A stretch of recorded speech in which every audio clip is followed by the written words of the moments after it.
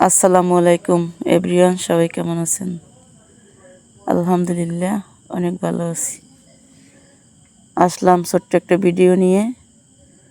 ভালো লাগলে দেখবেন, না ভালো লাগলে স্কিপ করবেন।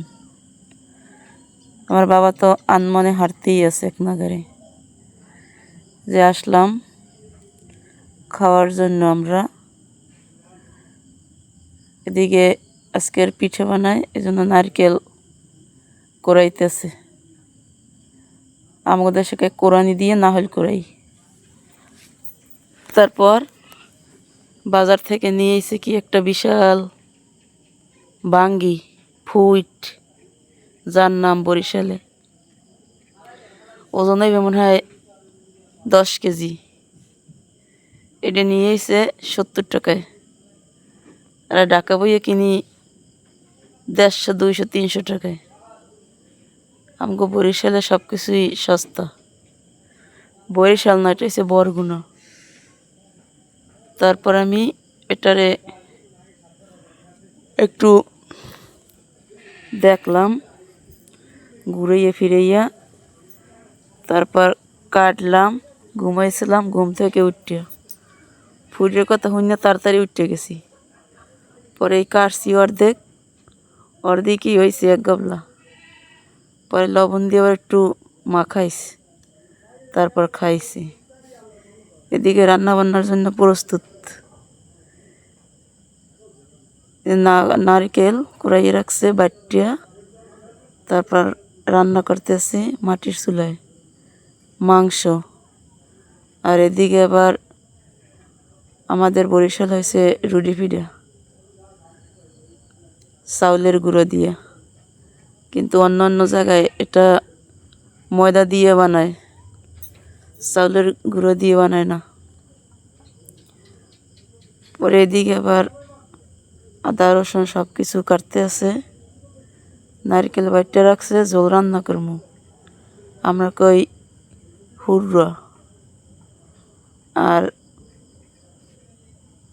এই যে কলা ভর্তা বানাইছে, তেঁতুল ছিল তাই দিয়া, কাঁচকলা।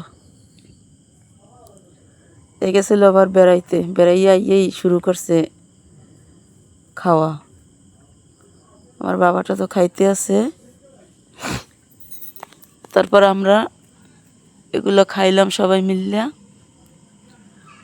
খাওয়ার পরে গোসল করলাম, নামাজ পড়লাম, তারপর আসলাম আবার খাইতে। এই যে পেতনা পেতনিগুলো সব টেবিলের উপরটা বসে রয়েছে। এরা খাইবে, নানা বাড়ি বেড়াইতে এসে।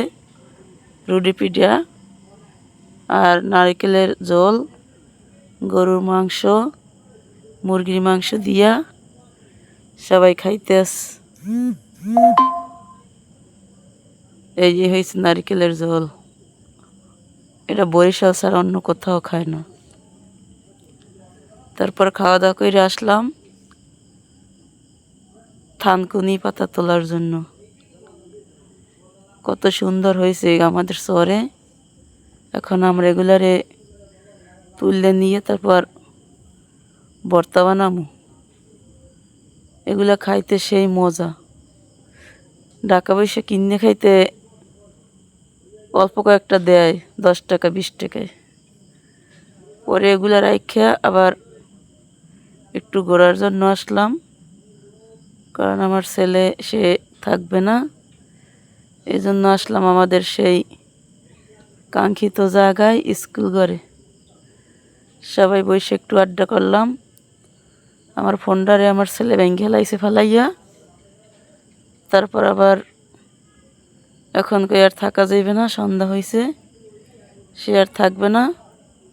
বসতে দেয় না কোথাও, কারণ এর বাপে নেই।